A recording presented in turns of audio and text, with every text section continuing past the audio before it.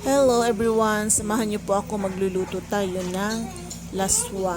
Ito po ay Ilonggo dish or Ilonggo recipe. So ipapakita ko po sa inyo ang mga ingredients na gagamitin natin. Meron po tayong bangus. Pinirito ko na po ang bangus kanina.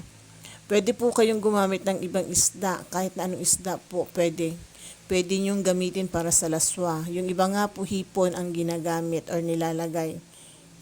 Anyway, ang iba pa pong kasama ng ingredients natin ay talong, sibuyas at bawang, malunggay, kalabasa at sitaw. Gagamitin po tayo ng asin at tubig. So, nagpakulo na nga po ako ng tubig and then inilagay na po natin ang sibuyas at bawang. Isusunod po natin ang kalabasa at sitaw. Unahin po natin palutuin itong Let's mix it. kalabasa at sitaw kasi medyo matagal po itong maluto.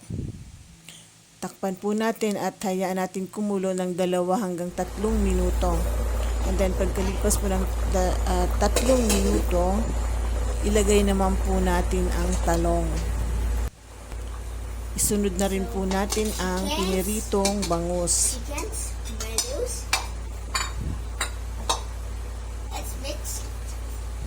And then lalagyan na po natin ng asin para matimplahan natin.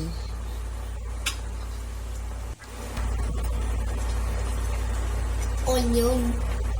Medyo po konti po yung nailagay kong asin at nagdagdag pa po ako dyan ng konting Let's asin mix pa. it.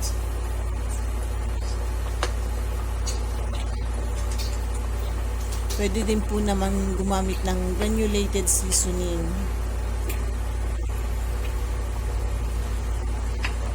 So, tatakpan po natin at hayaan natin kumulo ng 2 hanggang 3 minuto ulit.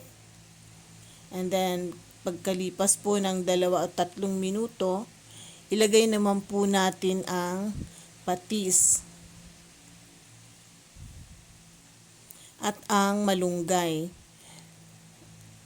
Ngayon, pwede na po nating patayin ang kalan para po hindi ma-overcook yung malunggay. Kasi maluluto na lang po yung malunggay sa init ng sabaw. Sana po nagustuhan nyo ang video na to and huwag po kalimutang mag-like, share, comment, and subscribe. And please hit the notification bell icon para po ma-notify kayo every time na mayroon akong bagong upload. See you again on my next video. Thank you for watching. Bye. God bless everyone.